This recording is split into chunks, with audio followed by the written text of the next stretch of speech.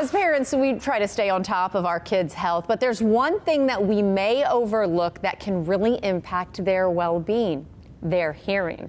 Dr. Patrick Mularoni is an emergency medicine physician with Johns Hopkins All Children's Hospital, and he's here to talk about how too much noise can, yes, be harmful. Welcome, Doc. How you doing? Good morning. It can. I mean, we were talking about this, of course, the Grand Prix literally rolling into the streets of downtown St. Pete here this coming weekend.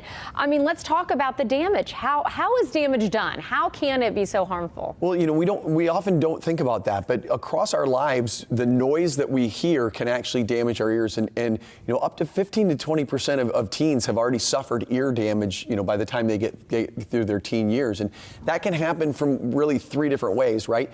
It's how loud a sound is, how close you are to that sound, and then the duration of how long that sound is impacting your ears. And it could be anything from a gas-powered mower to loud music or a loud concert. But two of the things that we don't think about, you know, a lot of the kids these days are playing video games, they're wearing headphones, and they're interacting with their friends over their games. And if they have that thing turned up too high for a prolonged period of time, that can cause damage. And then the second one is noisemakers. You know, a lot of us, including my family, right, we put our children to bed with noisemakers, those white noisemakers.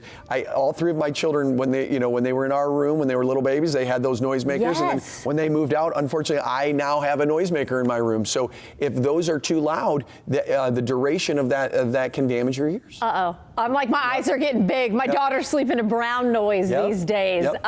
Okay, so, and it's interesting that you broke down the three. How is it possible, though? I mean, again, I think of things like loud noise, but I'm far away. Now I'm seeing the three. I mean, how is the damage done? Right, so so if we think about how we actually hear, a noise is coming through the air, okay? And it's flying through the air as waves, and those waves go into our external auditory canal, into our ear canal, and on the inside of that is your eardrum, right? It looks like a white to see-through top of a drum. Well, the air waves are turned into fluid waves on the other side of that eardrum. So as the eardrum moves, there's little bones in there, and those translate in the fluid inside our ears, now waves like in the ocean. And as those waves go into our ear to where we hear, which are hair cells, those hair cells move, and as those hair cells move, they become sound. Well, in a hurricane, if the waves are really big, meaning loud noise coming through, you know, if you think about a fan maybe under the ocean, those fans could break, those hair cells can break. Or if for a long time you just are in rough seas, those hair cells can get worn out, and that's what ends up happening.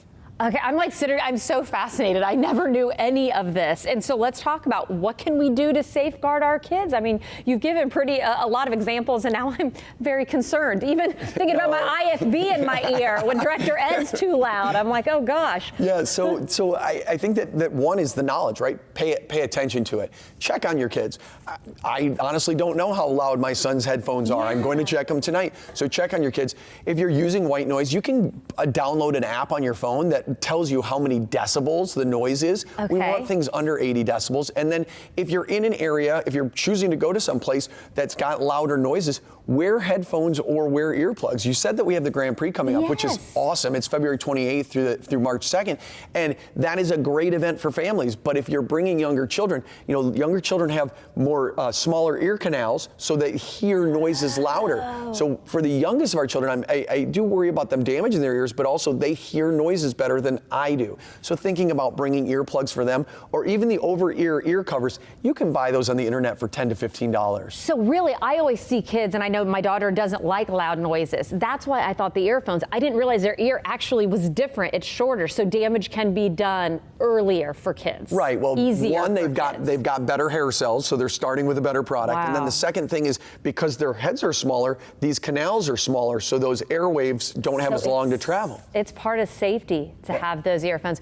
Wow, this is a great conversation. Thank you so much for talking about these topics.